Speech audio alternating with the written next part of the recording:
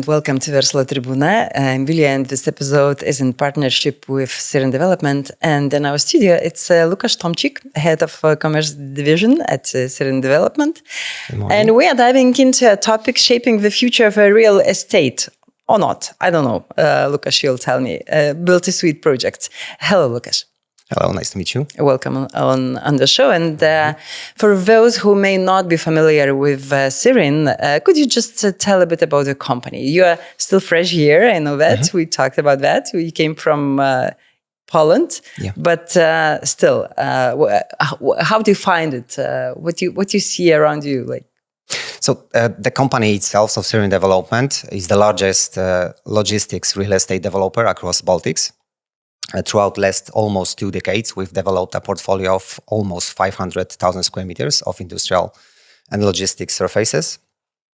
We are actively developing our portfolio in Lithuania, Latvia, and Estonia. In Estonia, we've just started with 1 project. In Latvia, we have 2 projects, and we are ready to launch 3rd project this year.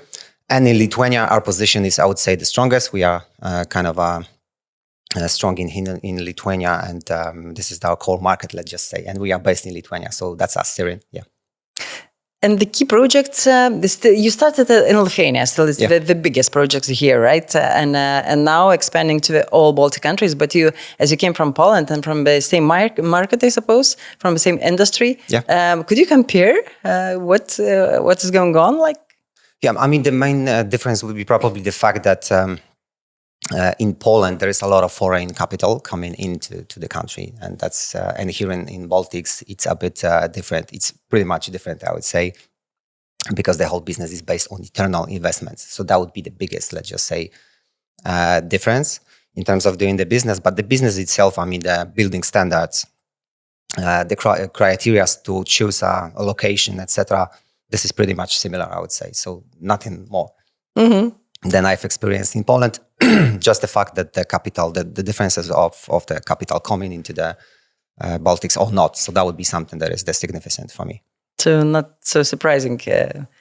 And it seems like SIRIN itself is taking a new strategic direction, because at the beginning it was, they were and you're shifting towards build-to-suit projects, right?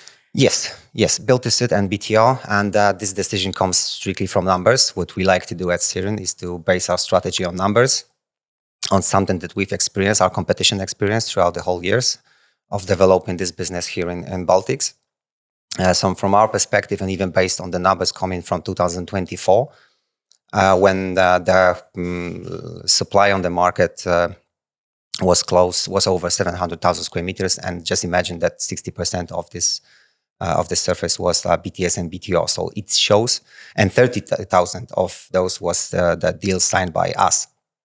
So as you can see, the gap between what we've reached and what is available on the market is kind of significant. So that was the decision of trying to explore this business line a bit more, especially because throughout those 2 decades, we've built a team of professionals, of in-house employees, who are ready, to prepare the whole concept of BTS, of BTO project, then to build it, then to also run the asset management, property management activities. So we are like the developer that doing absolutely everything. And the decision of exploring this business line was strictly based on the demand on the market and our experience. Could you explain what exactly build-to-suit means and what it makes different from the other development models?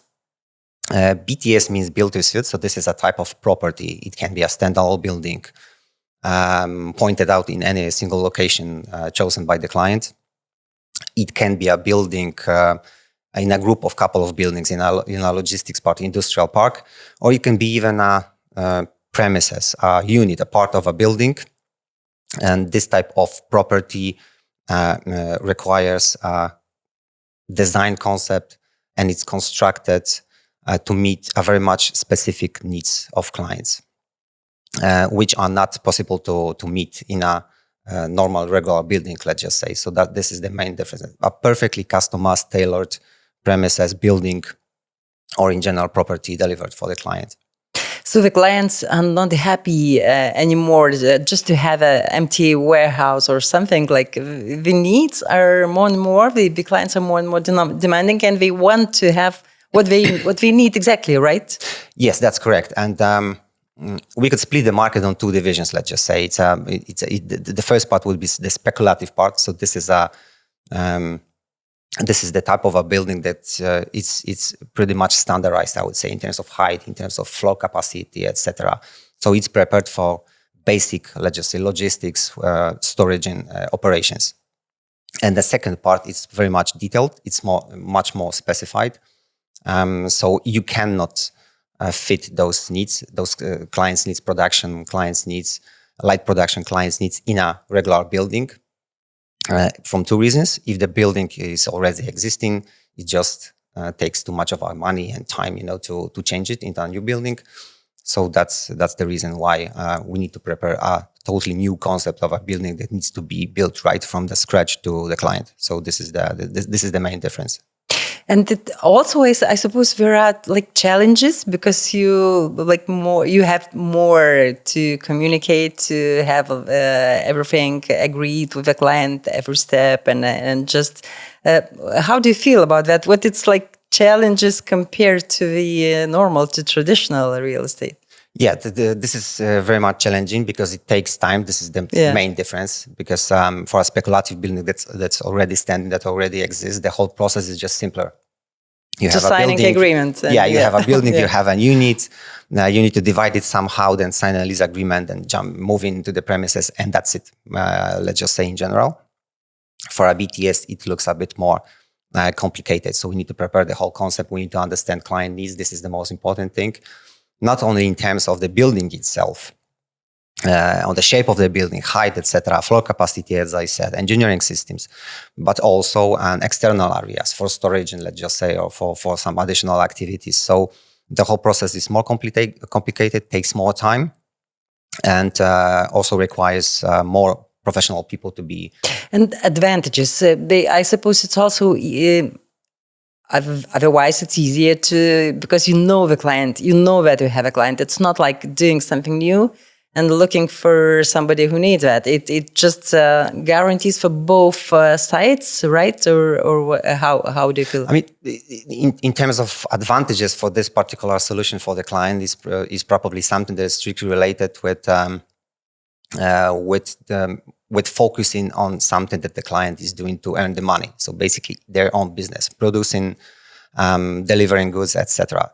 If you can rely on a partner like SIRIN, like a developer that can deliver exactly what you need, then you can strictly focus on your core business and let your business grow and earn money. So that would be one thing.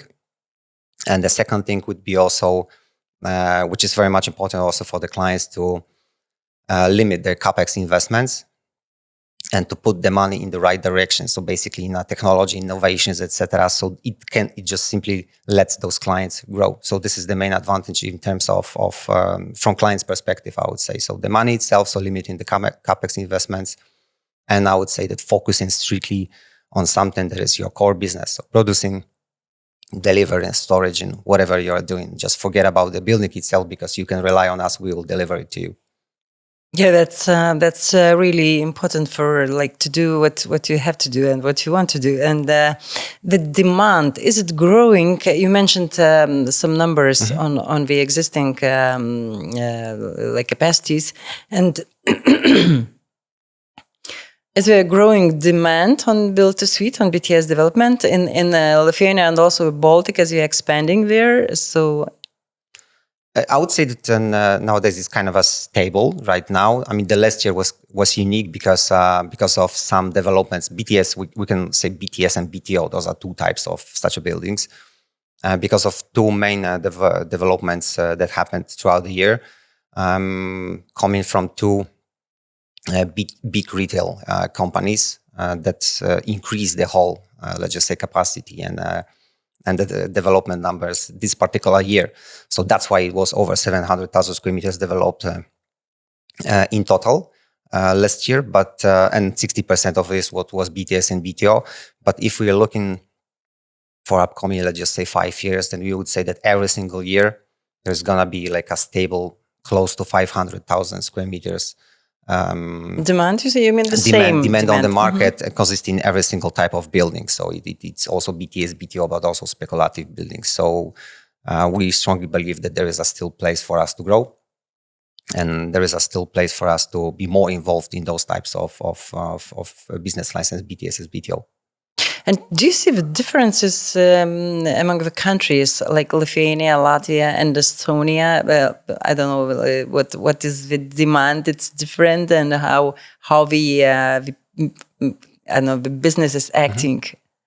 It's the same philosophy of using. I would say that's not. And me as a person coming from Poland, I don't see those difference that some of you are saying that there are some difference between you, Estonians, etc. I cannot differentiate it right now, but maybe yes. Oh, no. There are. Okay, so I need to believe you that there are. And in terms of the business itself, yes, because we are based in strictly on numbers. So what is kind of surprising for me is that the fact that we have a more industrial and logistic surfaces in Estonia than in Latvia and Lithuania, for example. That was something that was a bit surprising for me, but that's the fact, that's the reality. So independent from the differences between you as a people, nations, there are obviously some kind of differences in terms of how you see the business, how you run the business. And from my perspective, this is something that I'm getting familiar each day, each week. So this was also something that attracted me to come to SIRIN, to be here, to get familiar with a completely new market that I wasn't familiar with before. And this is a really, really great fun for me. Exploring the Baltics. Yes, exactly. And there are no ideas to go probably to Poland, or it's the full market, it's full industry already?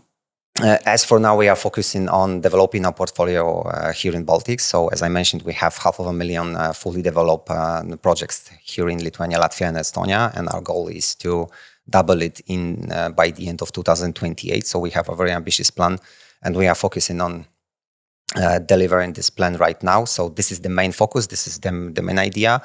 But who knows, maybe in the future, Poland would be something that we might explore a bit more. The market itself in Poland is very much competitive. So this is something. So once the decision is going to be yes for Poland, we need to be pretty sure that this is a good time for us, both in terms of some external, let's just say, circumstances that we cannot influence, and also internal. So basically our structures, we ourselves, we need to be full 100% sure that this is the right time for us to come. But as for now, as I said, it's strictly about Baltics. We would like to grow in here, and we still see a great potential to grow in here. Every industry shift comes with some challenges. And what are the biggest hurdles in the BTC sector, and how SIRIN addressing them? It's really difficult to speak about challenges without speaking about geopolitics right now. So that would be something that this is a big challenge for me to not to speak about politics, but we need to speak a bit about politics. I believe that the main challenge is the uncertainty coming from what's happening right now, what we are witnessing right now. And I mean, in a short period of time, that might be something that might cause some kind of a decision-making slowdown, let's say, for a short period of time, because I strongly believe that in a long period of time, this situation, the outcome of this situation, this particular situation that is changing a bit, the whole geopolitics throughout the whole world, is gonna give us a positive outcome, because I strongly believe that we as a Europe, we needed some kind of a change, and indirectly, not because of our decisions, but because of decisions of the others, we need to change a bit. We need to redefine our position in big politics nowadays. So I strongly believe that the biggest challenge is the uncertainty of the market. But I would say that even based on lots of discussions that we had with the clients, both for BTS and for speculative buildings right now, I strongly believe that this is just a short period problem, because lots of companies are preparing for good times right now, because they strongly believe that the good times are about to come, because out of this whole, I would say, mess, some positive actions would take place for sure. And I'd like to believe that the war is going to end, and it's going to and lots of positive things are going to follow this situation. So that would be my answer. That would be just great. We expect everybody expects that, but still, even in this unstable time, BTS projects might be the opportunity because you don't need. I don't know, for businesses, if you want to start, you don't need it. It's just probably faster or not, but still, you are professionals. And when the businesses they are doing what they are doing, they don't need to think about building like construction, all these things. So it's still probably the better choice. Well, it is said that where the times are kind of rough, let's say, and then the value of BTS and BTO is increasing. The better times, the more possibilities to do speculative buildings, because somehow the market is going to absorb those surfaces. So I would say that yes, based on the situation that we have right now and based on the market possibilities that we've experienced, let's just say last year, and we can predict it in a short period of time, I would say that yes, for BTS and for BTO, our predictions for next 5 years are very much positive. And even if it's not going to be that significant, let's just say, ratio of participating in the whole demand, like 60%, which took place in 2024, then it's going to be close to 40-45%, maybe even 50% in upcoming 5 years for sure. So the perspectives are really positive. Could you just, I don't know, can we take one example and tell us how it goes? Like where is the beginning? You are looking for clients, or somebody just come to you and tell that, okay, I need the building, do it for me. How this communication works? It can work both ways. So basically, we can approach the client and the client can approach us. It's easier to do it here in Lithuania. I mean, in terms of approaching by the client, because we are pretty, I would say that we are recognizing here in Lithuania. And in Latvia, in Estonia, we need to work on our recognition. So there are two ways of let's just say, starting the business. But from our perspective, as I mentioned, we have the team of in-house employees, and we have a very strong team of also salesperson. So our daily job is to approach those clients, to build the relation, and just to be ready whenever they are ready. So I would say that mainly the relation comes from our initiative, from our understanding of the market, and from our activity. That's the start point of each business. But obviously, we're also relying on our partners that are the market participants, like brokers, advisors, etc. So there's many of possibilities to find a way to start a relation. So it's us, so it's the client itself, so it's the brokers, advisors, etc., and some, let's just say, also investment departments. So we are trying to be very active and be open-minded and to cooperate with everybody. Would you like to share some success story? I don't know, a recent one which you remember?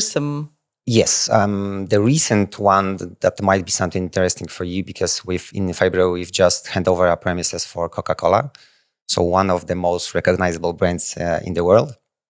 So we delivered the building of almost 15,000 square meters and the client itself leased 12,000 square meters of the premises, and this was in Kaunas, in Kaunas Free Economic Zone. So let's just say in the heart of Lithuania.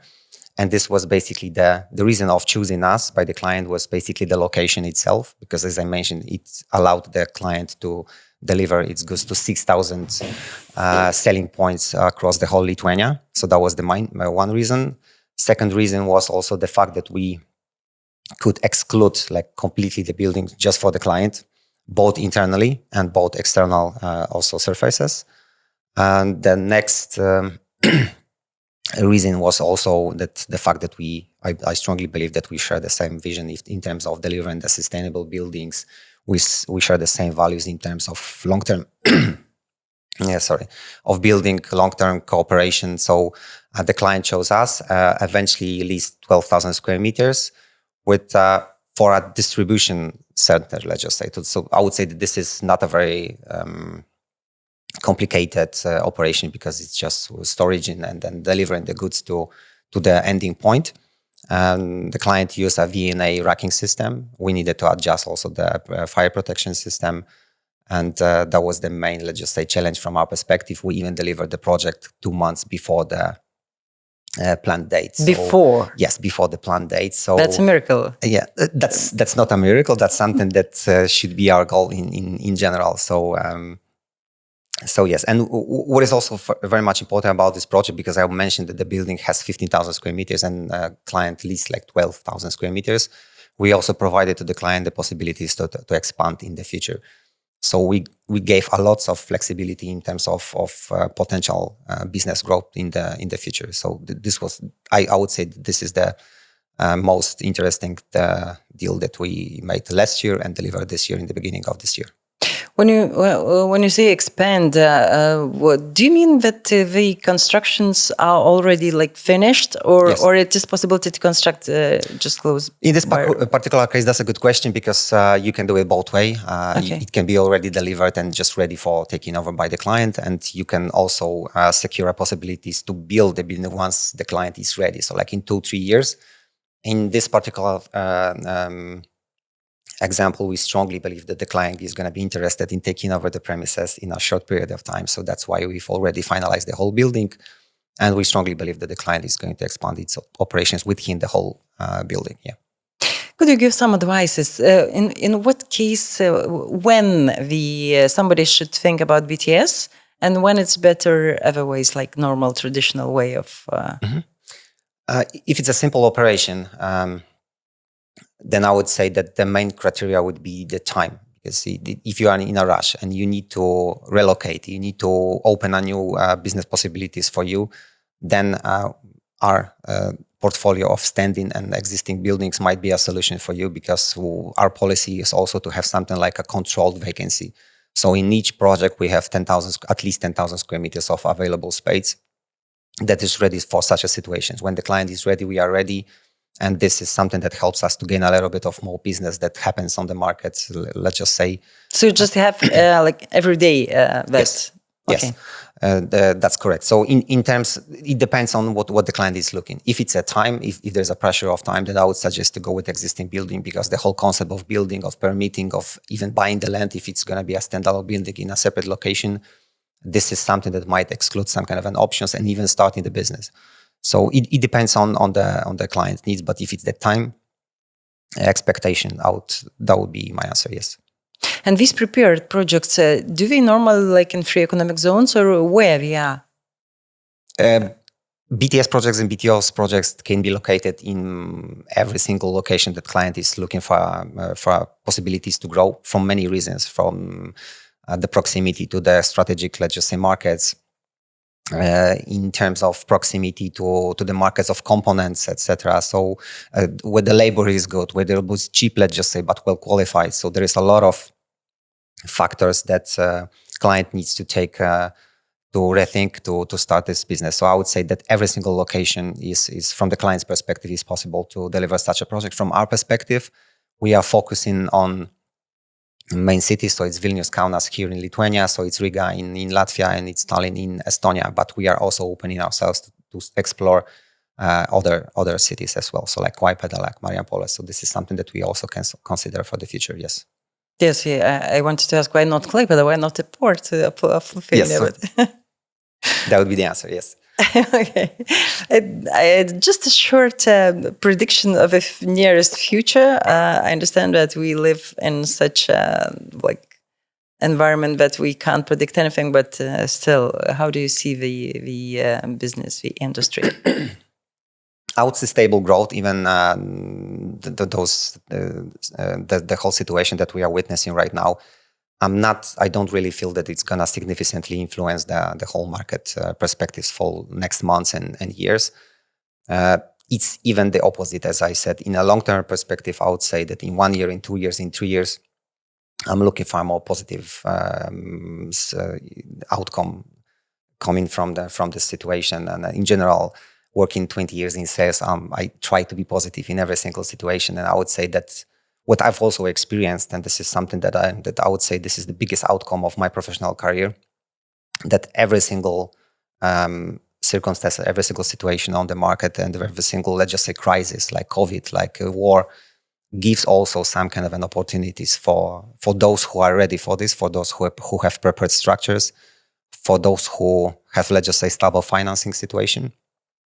So I would say that, and I, as I said previously, we've also experienced for the last couple of weeks, we've had a couple of meetings with clients saying that, okay, we see what is the situation, maybe not right now, but we are preparing our business for in terms of 1 year, 2 years, 3 years. So I strongly believe that it shouldn't influence the situation that much.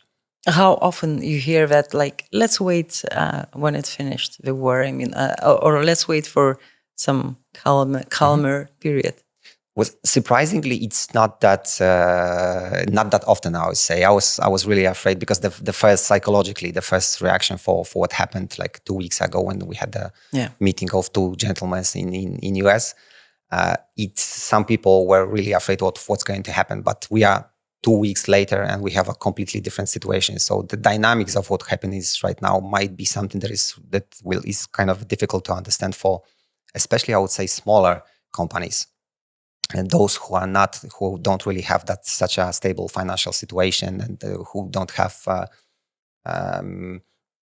lots of business opportunities and the phase of growth, let's just say. So that would be something that is really challenging for big companies.